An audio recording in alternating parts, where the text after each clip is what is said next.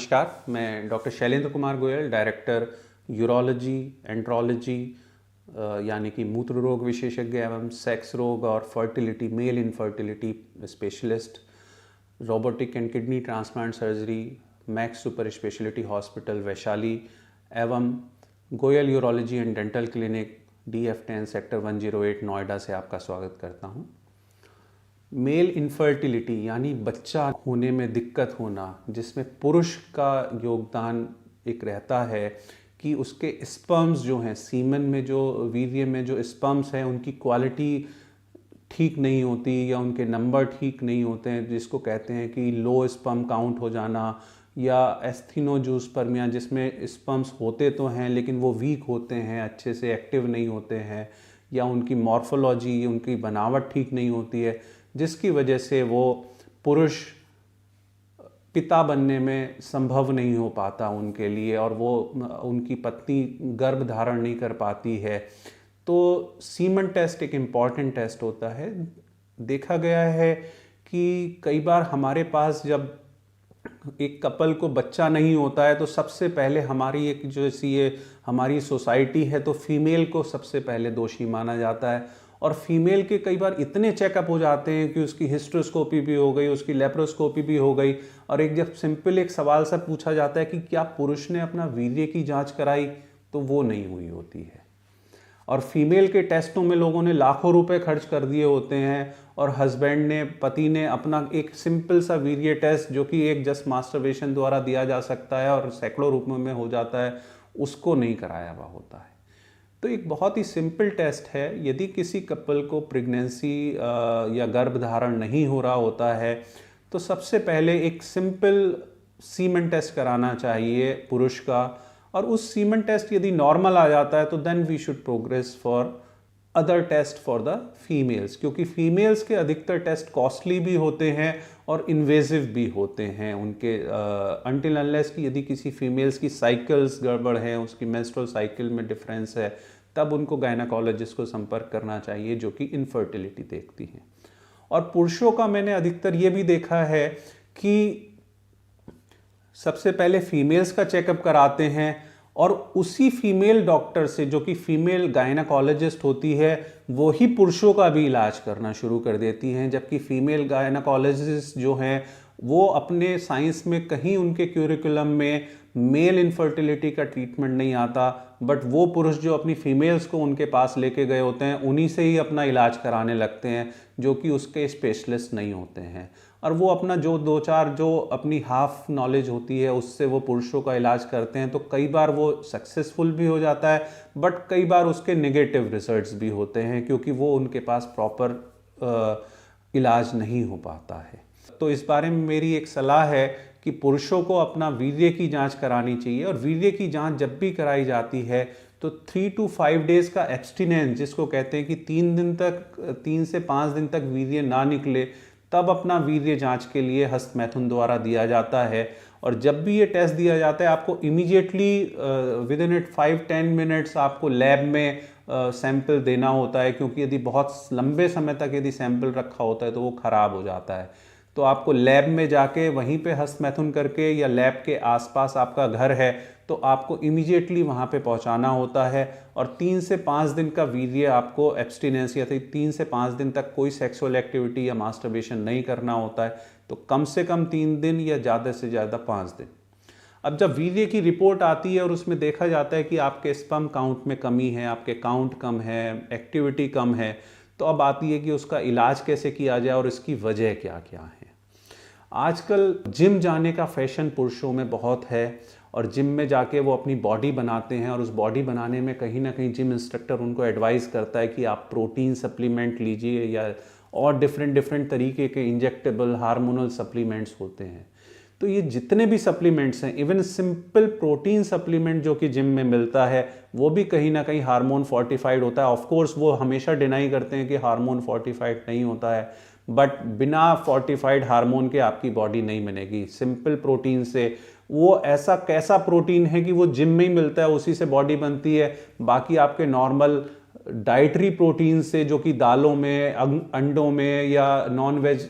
Meet में होता है, उससे आपकी वो वाली डोले शोले वाली जो हीरो वाली बॉडी होती है उससे नहीं बनती है। वो केवल जिम वाले प्रोटीन से ही बनती है, क्योंकि उसमें कहीं ना कहीं हार्मोन फोर्टिफाइड होते हैं।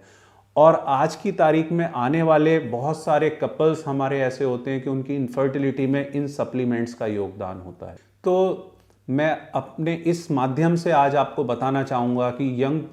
जो हैं जिम जाएं, एक्सरसाइज करें, हेल्दी बॉडी बनाएं, लेकिन यदि वो सप्लीमेंट्स लेते हैं तो अपनी सेक्सुअल और रिप्रोडक्टिव लाइफ को और अपने पैटर्निटी को कहीं ना कहीं वो गंवा रहे होते हैं। तो gym supplement is big no from my side if they are planning for a good sexual as well as good reproductive life, और आप बाप बनना चाहते हैं तो। दूसरे और फैक्टर्स आते हैं, कुछ बीमारियां होती हैं, यदि किसी को प्रोस्टेटाइटिस, प्रोस्टेट में इन्फेक्शन, या टेस्टिस में इन्फेक्शन जिसको एपिडिडमोर्काइटिस बोलते हैं, यदि वो इन्फेक्शन हुए होते हैं तो उसकी वजह से ट्यूब ब्लॉक हो जाती हैं। कुछ डाइटरीज या बहुत टाइट अंडरवियर आप पहनते हैं, या आप ऐसी गाड़ी चलाते हैं जिसमें वाइब्रेशन बहुत ज़्यादा होते हैं, या जिन लोगों को प्रॉब्लम है उनको मोबाइल अपने पैंट के पॉकेट में अवॉइड करने चाहिए। और स्पेसिफिक मेडिसिन्स होती हैं,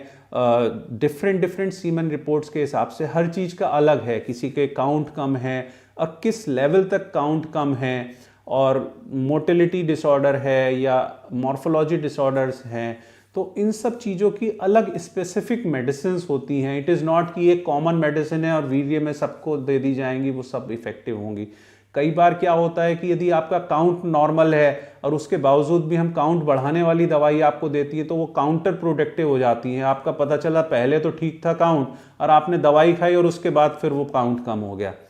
जैसे कि ऑफिस में यदि कोई बंदा आपके काम कर रहा है और आप उसको डांटो कि यार अब आपका, यदि आपकी फैक्ट्री नहीं चल रही है और ऑफिस में 4 बंदे काम कर रहे हैं और 4 नहीं काम कर रहे हैं, तो आपको फोकस करना पड़ेगा कि जो बंदे काम नहीं कर रहे हैं उनको स्टिमुलेट किया जाए, रादर देन आप उनको डांटो कि जो काम नहीं। सबको डांटने के चक्कर में जो बंदे काम कर रहे हैं आपने उनको भी डांट दिया, पता चला जो जितना काम हो रहा था वो भी बंद हो गया।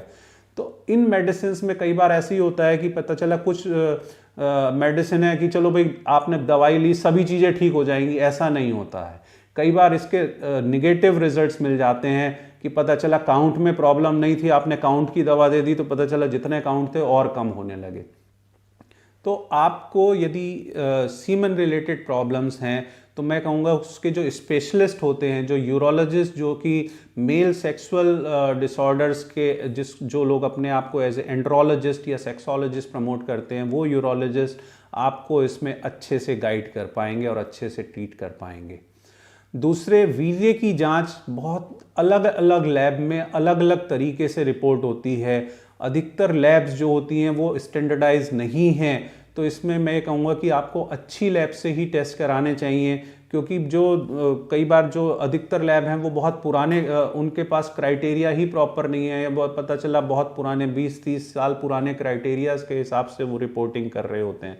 तो सीमन टेस्ट की रिपोर्टिंग भी अच्छे से करना, एक अच्छी लैब से कराना भी आपके ट्रीटमेंट में इम्पॉर्टेंट योगदान करता है। और जो स्पेशलिस्ट आपके जो एंड्रोलॉजिस्ट होते हैं वो फर्दर टेस्ट करके देखते हैं। आपके एक कॉमन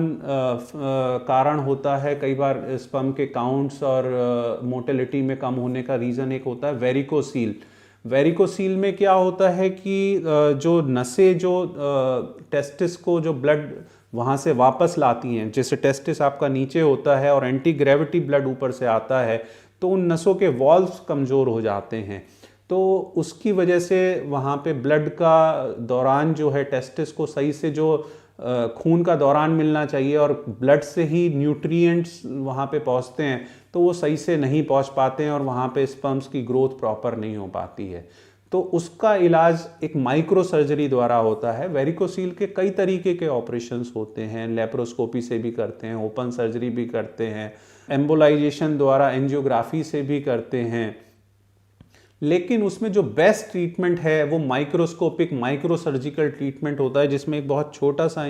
कट लगा के टेस्टिस के ऊपर, और माइक्रो सर्जरी द्वारा जो इलाज होता है वो मोस्ट सक्सेसफुल और मोस्ट रिजल्टफुल और बेस्ट मेथड माना गया है, जो कि अच्छे ही सेंटर्स पे कुछ यूरोलॉजिस्ट द्वारा किया जाता है, सबके द्वारा नहीं किया जाता।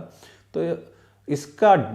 जो चेकअप होता है, पहले एक तो फिज़िकल चेकअप किया जाता है, वो उसमें पेशेंट को लिटाकर और खड़ा कर कर और वाल्सल्वा कराकर टेस्टिस के ऊपर की नसों को फील किया जाता है, डॉपलर टेस्ट अल्ट्रासाउंड कराया जाता है, और यदि वेरिकोसील है तो उसका ऑपरेशन करके माइक्रो सर्जरी द्वारा आपके रिजल्ट्स को बेटर किया जा सकता है।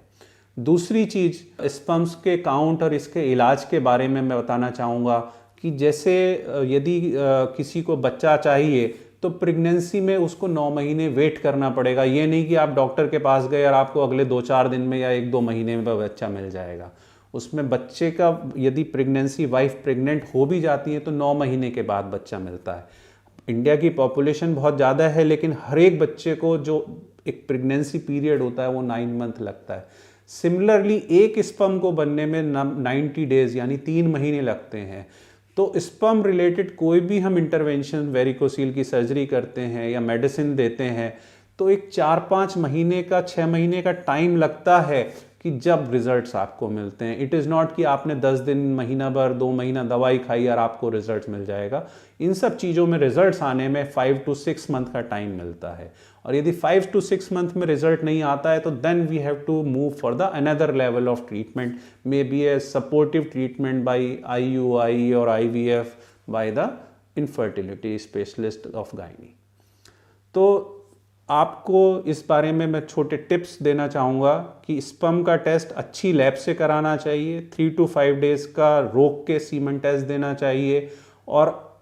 पुरुषों को अपना इलाज एंड्रोलॉजिस्ट यानी जो यूरोलॉजिस्ट, जो मेल सेक्सुअल बीमारियां देखते हैं, उनके द्वारा प्रॉपर इलाज करना चाहिए। और यदि वेरिकोसील है तो उसका माइक्रो सर्जरी द्वारा शॉर्ट इलाज अवेलेबल है।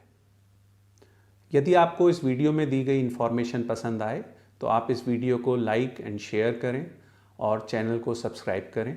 और आपके यदि कोई सवाल हैं तो आप कमेंट बॉक्स में ड्रॉप करें। धन्यवाद।